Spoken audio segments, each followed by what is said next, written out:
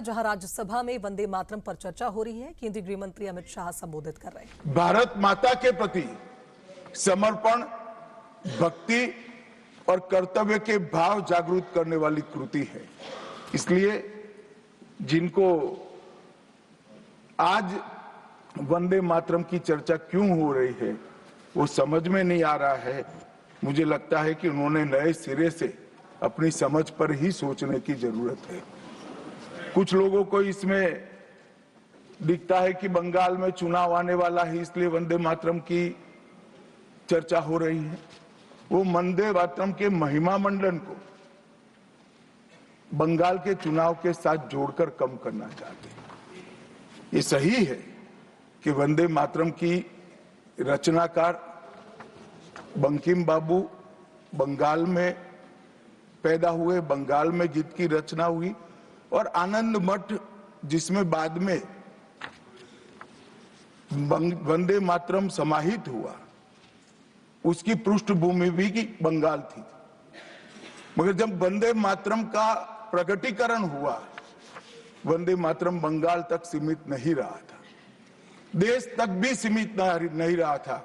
दुनिया भर में जहां पर आजादी के दीवाने थे वो गुप्त बैठक भी करते थे तो पहले वंदे मातरम का गान कर बैठक हुआ। और आज भी सरहद पर हमारा जवान जब अपना सर्वोच्च बलिदान देता है, ये आंतरिक सुरक्षा के लिए देश के पुलिस का जवान सर्वोच्च बलिदान देता है, तो जब वो अपने प्राण त्यागता है, इसके मुंह पर एक ही मंत्र होता है, वो वंदे मातरम।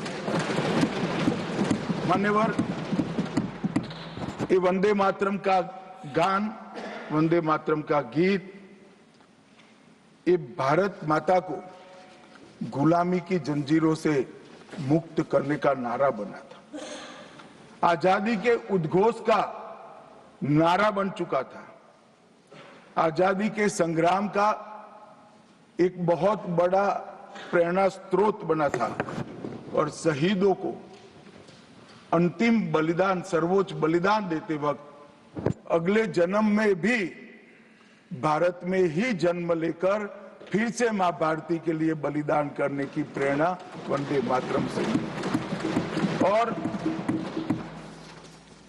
ये चिर पुरातन राष्ट्र को अनेक सदियों तक अपनी संस्कृति के रास्ते पर आगे बढ़ाने की प्रेरणा भी कई सारे मनुष्यों को इस वंदे मातरम से मिली। वंदे मातरम की दोनों सदनों में इस चर्चा से, वंदे मातरम के महिमा मंडन से, वंदे मातरम के गौरव गान से हमारे बच्चे, किशोर, युवा और आने वाली कई पीढ़ियां वंदे मातरम के महत्व को भी समझेगी और उसको राष्ट्र के पुनर्निर्माण का एक प्रकार से आधार भी बनाएगी। मान्यवर, बंकिम चंद्र चट्टोपाध्याय जी ने 7 नवंबर 1875 को वंदे मातरम की रचना उनकी सार्वजनिक हुई। यह दिन कार्तिक शुक्ल नवमी का था। अक्षय नवमी या जगदात्री पूजा के रूप में यह दिन मनाया जाता है। और जब रचना की तब शुरू में कुछ लोगों को लगा कि एक उत्कृष्ट साहित्यिक कृति है, परंतु देखते देखते देखते वंदे मातरम का एक गीत देशभक्ति, त्याग और राष्ट्रीय चेतना का प्रतीक बन गया, जिसने हमारे आजादी के आंदोलन का रास्ता प्रशस्त किया। और कब वंदे मातरम की रचना हुई? वंदे मातरम की रचना की पृष्ठभूमि हम सब ने जरूर याद करनी चाहिए। उसकी पृष्ठभूमि में सदियों तक इस्लामिक आक्रमण को झेलकर इस देश की संस्कृति और इस देश का इतिहास झंझोड़ने का काम, शीर्ण वीर्ण करने का काम हुआ था। उसके बाद अंग्रेजों ने अपने शासन के काल में, भारत के गुलामी के काल में एक नई सभ्यता एक नई संस्कृति हमें थोपने का प्रयास किया था। और उस वक्त ये वंदे मातरम का रचना बंकिम बाबू ने की और वो रचना के अंदर बहुत बारीकी से जो हमारी मूल सभ्यता थी, हमारा सांस्कृतिक राष्ट्रवाद था, देश को माता के रूप में कल्पना कर कर देश की माता के रूप में जो कल्पना की, इसकी आराधना करने की हमारी परंपरा थी, उसको उन्होंने पुनः प्रस्तापित किया था। और इसीलिए ये गीत देखते देखते कोई प्रचार के बगैर, उस वक्त ना सोशल मीडिया था ना प्रचार के कोई साधन थे, उल्टा जो सरकार थी वो तो उसको रोकना चाहती थी, प्रतिबंध लगाती थी, वंदे मातरम बोलने वालों पर कोड़े बरसाए जाते थे, जेल में डाल दिए जाते थे। फिर भी वो सारे प्रतिबंधों को पार कर कर हर एक व्यक्ति के मन को भी छुआ, आत्मा को भी छुआ और अनेक प्रताड़नाएं झेलते हुए भी वंदे मातरम कश्मीर से कन्याकुमारी तक फैल गया। मान्यवर, ये एक प्रकार से भारत के संस्कृति के प्रति श्रद्धा रखने वाले सभी लोगों का पुनः जागरण का मंत्र बन गया। गुलामी के कालखंड में कई मंदिर, विश्वविद्यालय, कला केंद्र, हमारी कृषि व्यवस्था है, हमारी शिक्षा व्यवस्था, कई सारी लाइब्रेरी अस्त व्यस्त हो गई, तोड़ दी गई, शीर्ण वीर्ण कर दी गई, मगर हमारी संस्कृति, उसके भाव को हमारे जनमानस से कोई नहीं मिला। मगर एक जरूरत थी वो भाव को जागरूक करने की और वो भाव को पुनः संगठित करने की। उसी वक्त बंकिम बाबू ने वंदे मातरम की रचना की और देखते देखते वंदे मातरम का नारा अक्रॉस द कंट्री, पूरे देश में ट्रैवल कर गया मान्यवर, और अंडमान निकोबार की जेलों तक पहुंच गया। उसको ना अंग्रेज रोक सके, ना अंग्रेजों की सभ्यता को स्वीकारने वाले लोग रोक सके। मान्यवर, वंदे मातरम ने एक ऐसे राष्ट्र को जागरूक किया जो अपनी दिव्य शक्ति को भुला चुका था। राष्ट्र की आत्मा को जागरूक करने का काम वंदे मातरम ने किया। ये इसीलिए महर्षि अरविंद ने कहा, वंदे मातरम भारत के पुनर्जन्म का मंत्र है। श्री अरविंद का ये वाक्य, इसका गर्भित अर्थ वो वंदे मातरम की महत्ता को बताता है। मान्यवर, अरविंद घोष ने यह भी कहा कि देश को एक ऐसे मंत्र की आवश्यकता थी और ईश्वर ने उसे साकार करने के लिए ही बंकिम बाबू को इस भूमि पर भेजा था। श्री अरविंद का वंदे मातरम के लिए भाव बच्चे बच्चे के लिए एक प्रेरणा स्रोत बन गया और हमारे आजादी का नारा बन गया। मान्यवर, हमारे देश को जो लोग समझते हैं, लोग जो जानते हैं, वो सभी लोगों को मालूम है कि हमारा देश पूरी दुनिया में एक प्रकार से अनूठा देश है। दुनिया के कई देशों की रचना अधिनियमों से हुई है, कहीं युद्धों के कारण हुई, कहीं युद्ध के बाद संधि के कारण हुई। भारत एकमात्र ऐसा देश है जिसकी सीमाएं कोई अधिनियम से तय नहीं की है। हमारे देश की सीमाएं हमारी संस्कृति ने तय की है और संस्कृति ने इस भारत को जोड़ कर रखा। और इसीलिए सांस्कृतिक राष्ट्रवाद का जो कंसेप्ट था, उस सांस्कृतिक राष्ट्रवाद के कंसेप्ट को, सांस्कृतिक राष्ट्रवाद के विचार को सबसे पहले गुलामी के कालखंड में जागरूक करने का काम बंकिम चंद्र चट्टोपाध्याय जी ने किया। हम पूरे देश को एक बार फिर से देखें तो हमें मालूम पड़ेगा कि हमारे देश को जोड़ने वाला मंत्र हमारी संस्कृति है। हमारे देश को जोड़ने वाली, एक रखने वाला मंत्र हमारी संस्कृति है। और इसी के कारण वंदे मातरम का जो उद्घोष हुआ, उसने सांस्कृतिक राष्ट्रवाद के सिद्धांत को पहली बार एस्टैब्लिश करने का काम किया। जब अंग्रेजों ने वंदे मातरम पर कई सारे प्रतिबंध लगाए, तब बंकिम बाबू ने एक पत्र में लिखा था, मुझे कोई आपत्ति नहीं है, मेरे सभी साहित्य को गंगा जी में बहा दिया जाए। यह मंत्र वंदे मातरम अनंत काल तक जीवित रहेगा।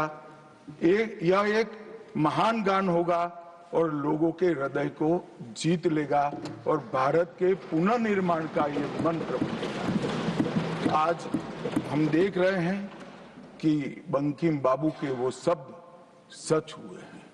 भले देर से ही सही, ये पूरा राष्ट्र आज सांस्कृतिक राष्ट्रवाद की परिकल्पना को स्वीकार कर आगे बढ़ रहा है।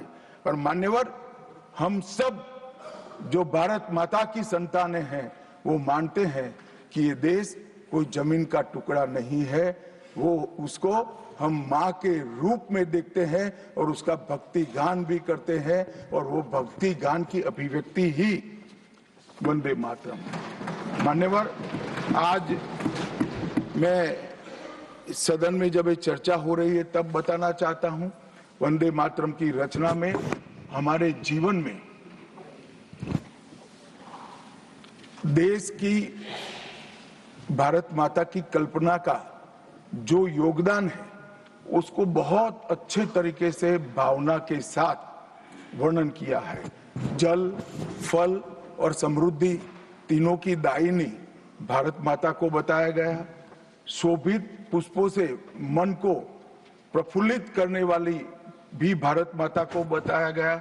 सरस्वती, लक्ष्मी, दुर्गा, ये तीनों का जो स्वरूप है वो भारत माता है। एक प्रकार से हमारा समृद्धि, हमारी सुरक्षा, हमारा ज्ञान, हमारा विज्ञान, ये सब भारत माँ की ही कृपा है और उसकी आराधना से ही प्राप्त हो सकता है। इतना बड़ा एक संकल्प बंकिम बाबू ने रखा। दुर्गा की वीरता, लक्ष्मी की संपन्नता और सरस्वती की मेघा, ये तीनों हमें भारत माँ की कृपा ही दे सकती है, यह मिट्टी ही दे सकती है। इसीलिए इसको बार बार प्रणाम करना चाहिए, माँ को प्रणाम करना चाहिए। मान्यवर, एक प्रकार से जिसकी उद्घोषणा 150 साल पहले बंकिम बाबू ने की, ये विचार तो बहुत चिर पुरातन है। रामायण के अंदर प्रभु श्री राम ने भी जब उनको सलाह दी गई कि इतनी वैभवशाली लंका है, आप लंका जीत ही लिए हो, तब अयोध्या जाकर क्या करना है, यहीं रह जाते हैं। तब उन्होंने कहा कि माता और मातृभूमि ईश्वर से भी बड़ी होती है, मैं माता और मातृभूमि का त्याग करूं। मातृभूमि के महिमा मंडन प्रभु श्री राम ने भी किया। मातृभूमि का महिमा मंडन आचार्य शंकर ने भी किया और मातृभूमि का महिमा मंडन आचार्य चाणक्य ने भी किया। ये सभी ने समय समय पर हमारे अस्तित्व को मातृभूमि के साथ जोड़ने का काम किया। मातृभूमि ही हमें पहचान देती है, वही हमें भाषा देती है, वही सभ्य जीवन जीने की संस्कृति का आधार बनाती है और वही हमारे जीवन को ऊपर उठाने का अवसर देती है। इसलिए मातृभूमि से ज्यादा कुछ हो नहीं सकता। ये भाव जो चिर पुरातन भाव था उसको बंकिम बाबू ने पुनर्जीवित किया और वो घनघोर रात्रि जैसे गुलामी के कालखंड के अंदर जैसे एक बिजली प्रकाश फैला देती है, उसी प्रकार से वंदे मातरम के गान ने घनघोर अंधेरे के अंदर, जन जन के अंदर गुलामी की मानसिकता छोड़कर आजादी की प्राप्ति, स्वराज की प्राप्ति का एक जोश जगाने का काम किया। मान्यवर, महर्षि अरविंद ने वंदे मातरम को गीत नहीं, हमारी आध्यात्मिक शक्ति का प्रतीक माना। उन्होंने बहुत सुंदर तरीके से वर्णन किया है कि स्थूल, सूक्ष्म और कारण तीनों प्रकार से वंदे मातरम भारत की शक्ति को जगाता है। स्थूल शरीर, वंदे मातरम का उच्चारण हमारी शरीर में शक्ति और उत्साह बढ़ता है। राष्ट्रभक्ति की प्रक्रिया शक्ति को जगाती है। सूक्ष्म शरीर हमारे भावनाएं, हमारे विचारों को वो शुद्ध करता है और हमारी चेतना को वो जागरूक करता है। और कारण आध्यात्मिक शरीर में भी उन्होंने कहा कि बंकिम बाबू एक ऋषि चेतना से प्राप्त मेघा से ही वंदे मातरम की रचना किए हैं। और बहुत अच्छे तरीके से उन्होंने कहा ये गीत केवल देशभक्ति की, देश प्रेम की अभिव्यक्ति नहीं है, बल्कि भारत माता की दिव्य शक्ति का आह्वान है। भारत की मूल चेतना, सनातन शक्ति, उसको पुनर्जीवित करने का ये वंदे मातरम मंत्र है। और इसीलिए आजादी के वक्त सभी हमारे नेताओं ने वंदे मातरम को आजादी के आंदोलन का आधार बनाने का काम किया। कई सारे हमारे आजादी के संग्राम के सेनानी जिनको अंग्रेजों ने फांसी पर चढ़ाया, इस सब में एक चीज सामान्य निकल कर आती है, तो फांसी के तख्ते पर चढ़ते चढ़ते जो